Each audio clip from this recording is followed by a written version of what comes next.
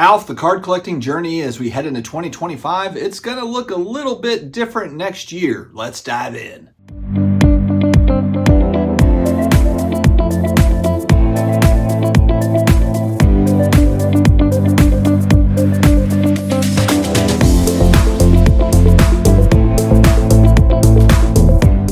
What's going on, sports card hobby family? It's another day, another sports card video. Hopefully you all are doing well. We're getting to the end of the week. Who is ready for the weekend? I am. I'm having a hard time believing that we are coming to the end of 2024. It feels like this year absolutely flew by. What a great year in many ways.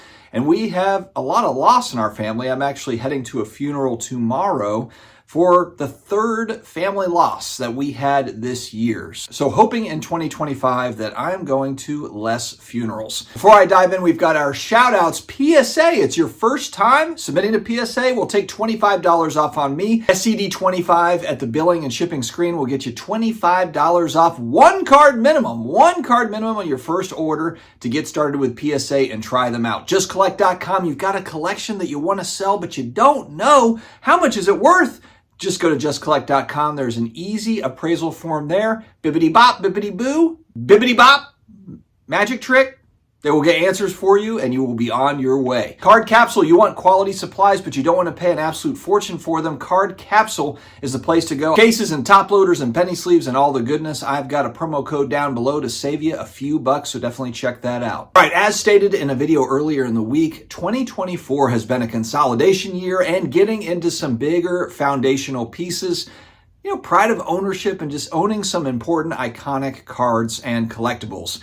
And as we move into 2025, it is going to be similar in that sense. Now, I want to leave kind of an open door for if I want to buy a set and in a binder. I do this from time to time. I bought an 89-90 hoops basketball set from my childhood. It was $50 shipped to me in the binder. And that's the sort of stuff that I'm still going to buy here and there. There might be cards of my favorite Saints players that are not mega expensive, and I might add those as well as an example. Every year, I want to have a few big targets, kind of like a focus area. And this is also, I guess, by design in the sense that I've historically had issues with just kind of buying things to buy things at times. I've gotten better with this over the last couple of years, but going back a few years, it was all about like new packages in the mail and, oh, I love getting a package in the mail and I love getting this. And then it becomes just kind of a routine. And then it got a little bit out of control. And so now I've switched it up to where it's kind of more of like, hey, let's get into some bigger items too. And I have to save up for them. You know, I don't have all this extra money flying around to where I can just, I can pick up this thing and that thing. I'm not a zillionaire. I'm not Shine 150. You know, I've got to save up for stuff. So this sort of a plan, it forces me to prepare, which I think is just good overall for my personality, the way that I collect, buy, and so forth in the hobby.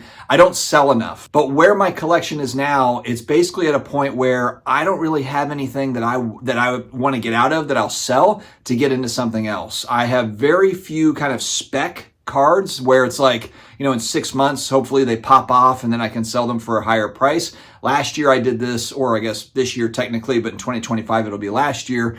I did this with Bowman draft football quarterbacks, Drake May and Bo Nix and those sorts of guys, buying and selling their cards, and did pretty well on that plan. And I've got kind of a similar plan that I'm going to talk about in a different video. I want to every year have some sort of a spec play. So kind of going in, I'll have, you know, here's a few big items that I'm looking for. I'll have kind of my spec play over here on the side because I think that that's fun. And then I have some room there too if I want to buy random New Orleans Saints cards, or, you know, there's something that pops up. A new product for Stranger Things or something that I want to buy into that wasn't really on my radar. I think it's always good in my case too, because I want to be realistic. I don't want to set goals to where it's very defined. Like, here's the 5 items I'm buying in 2025. When in reality, there's all sorts of things that pop up. Life happens. I might be introduced to a new set. There might be a new product that comes out that's interesting. I want to be realistic when setting the goals. So anyway, all right, let's start with the card side. There's one part of my collection that is vacant, that it just isn't there. It's not represented. And it is vintage baseball cards. I do have vintage football. I have some vintage basketball, but I haven't gotten into vintage baseball for a couple of different reasons. I mean, the biggest one really is the fact that it's just gotten very expensive over the last few years. Of course, you did have the big shoot up and stuff, but vintage has come down. It's kind of corrected like a lot of things have. But when compared to vintage football, vintage basketball, I can get more for my money on that side.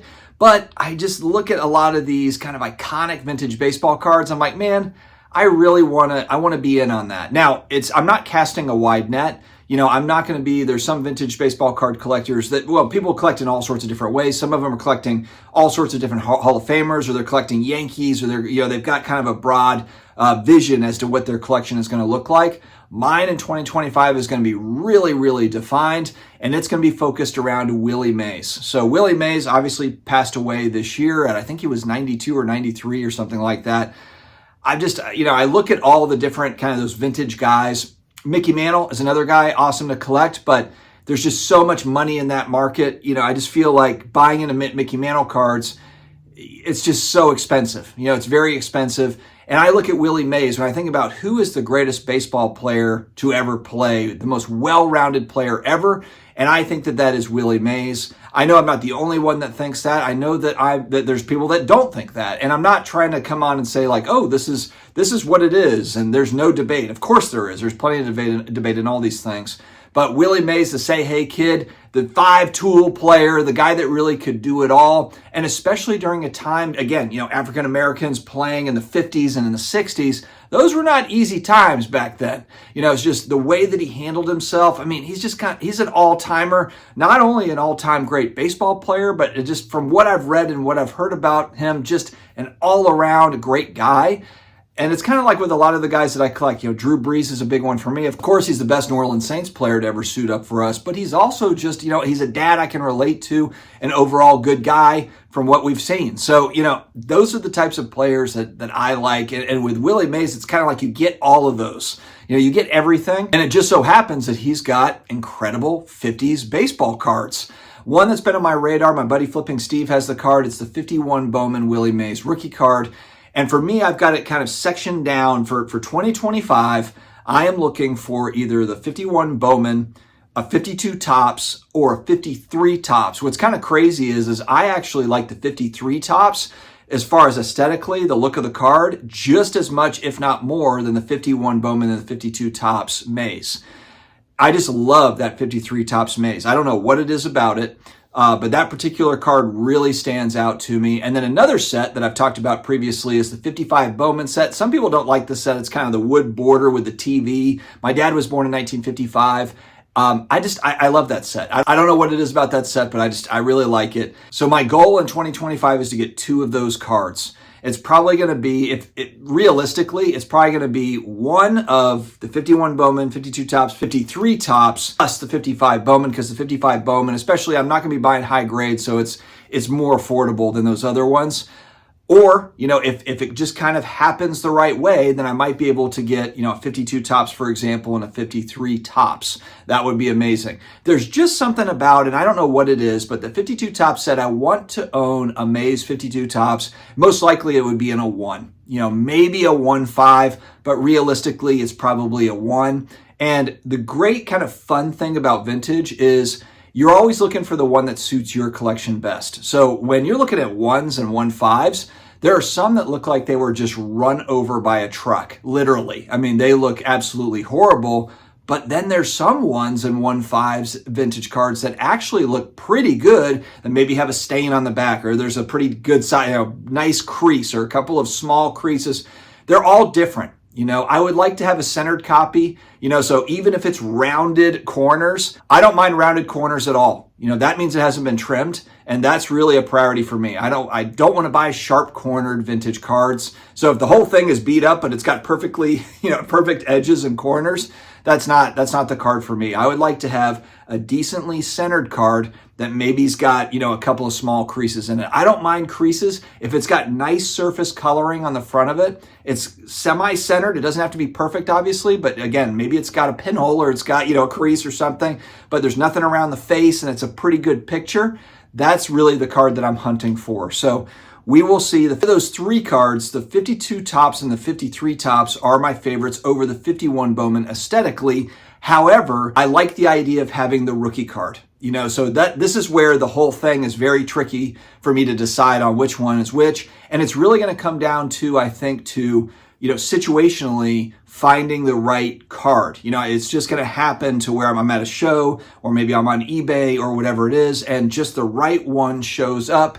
and I'm pulling the trigger on it and so forth. So for vintage baseball, that is going to be my focus next year. And again, if I'm picking up a couple of those are pretty good size cards. And like I said, they'll be lower grade. I will say though, if it's a 53 tops, I can probably go up to a 3, maybe a 3.5 depending on, but I think I would be perfectly okay with a 3, PSA or SGC 3. Because in a 3, you can get a really nice copy. Maybe it's a 3, but it looks like a 5 or a 6, and that's what I'm going to be hunting for. So we will see how that pans out. So that's really going to be my focus on the sports card side. 2025 is a year of vintage. And like I said, I've got a little side PC, other sports cards that I'll share in a later video. So that's not the only sports cards I'm planning to buy in 2025. But as far as kind of the bigger items go, where I'm going to put a decent amount of money in on the sports card side, it's Willie Mays is going to be the focus for me in 2025. Now I'm going to shift over, and I also collect graded comic books. And there's a few different options here that I'm looking into as we move into 2025. They've been on the radar for a while, and I want to pull the trigger again, looking for 2. I've picked out 5 books here, 5 books, and they're all well-known books. Even if you don't collect comic books, the first one would be Tales of Suspense number 39, and that's the first appearance of Iron Man going back to 1962 or 1963. Amazing Spider-Man number 1, X-Men number 1, the originals going back to 1963, Hulk number 1, and then a little off the radar for people that don't really collect comic books, Detective Comics number 168. And this is the first appearance of Red Hood origin story. And really, Red Hood was basically the thug that was the Joker before the Joker. So it's kind of an origin for the Joker. The first appearance of the Joker is in Batman 1. This is kind of the first appearance of Red Hood, origin of Red Hood, who then becomes the Joker. This is a huge key in the comic book world. Out of all these books, and this is going to sound kind of crazy, but my priority really, if I'm looking at this, out of all of these, is Detective Comics 168. And a lot of people would think like, my God, why would it be that first like Joker appearance or kind of like an early Joker? Why wouldn't it be X-Men 1? Or why wouldn't it be Amazing Spider-Man 1? That seems like a no-brainer. Well, if I look at the population of the Tales of Suspense, okay, so let's look at that. Total graded, that's first appearance of Iron Man, about 2,900 copies by CGC. If I look at Amazing Spider-Man number 1, about 5,000 copies total that have been graded. X-Men, 6,500 copies in total, X-Men 1. Hulk 1, quite a bit lower at 2,200, and that one is more expensive because of that. So about 2,200 total graded for Hulk. How many Detective Comics 168 has CGC graded? About 200. 200 total out of all of these. And Detective Comics 168, it's from 1951, so a little bit more golden age-ish. Earlier, of course, most of the other ones, those early Marvel titles are early 60s, 62, 63. And so that one sticks out because there's only 200 copies of it. If I can find the right book there, then I would like to pull the trigger on the Detective Comics. Again, the focus is 2 of those, and they're not cheap, and they're lower grade. So we're looking at lower grade. Really, it would be, the 1.8 to 3.0 grades is where I'd be looking for these types of books. So coupled with the Maze, those are going to be my focus areas in 2025, and I've got to save. I got to be saving for these. And then, of course, it leaves some room for smaller things and kind of fun things that do pop up. And like I said, I've got some speculation stuff that I'm working on currently as well that I'll share in another separate video. What are you guys planning for 2025? Have you come up with a game plan? Have you come up with goals, whether that be cards or other collectibles? Let me know in the comment section down below. Stay healthy, stay awesome, and I will talk to you again later.